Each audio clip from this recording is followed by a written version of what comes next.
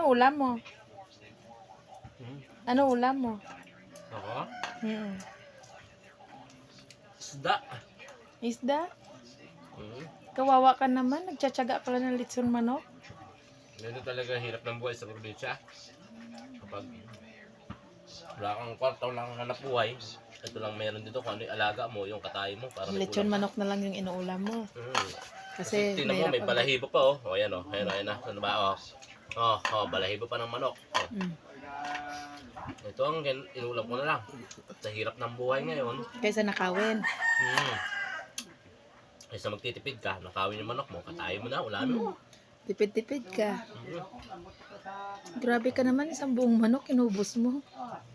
Nung talaga, kasi nanakaw yung gano'n, papakahirap pa. Nakawin mo. Hindi maganda ugali na. Wala ka rin ganang kumain, no? No. Ilang gatang sinaing? 3 gatang. Wala kang ganang kumain, ayaw mong kumain yan. Wala kang ganang kumain sa kanin. Wala kang ganang kumain dahil litson yung ulam mo.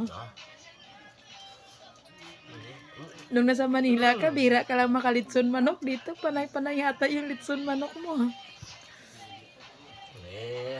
Mahirap yung buhay sa probinsya, pero nagtsatsaga ka lang sa litson manok, no? Tsaka sa baboy, karni baboy, ulo ng baboy. Pinagtsatsagaan mo lang yun, pero sa Manila. Ito kahirap buhay dito sa probinsya. Talagang pagsusumikapan mo lahat ng bagay para masabi mo sa'yo eh. Ito, hinahin ko na lang. Dito sa Manila, tuwan-tuwa na ako, may tuyo. Ano, Choy? Isa? Ito, hirap. Pag sa Manila, nagtsatsaga ka ng toyo, mahal na yun. Mahal Pag yung dito, tuyo doon. Dito, tuyo dito, pinupulot lang.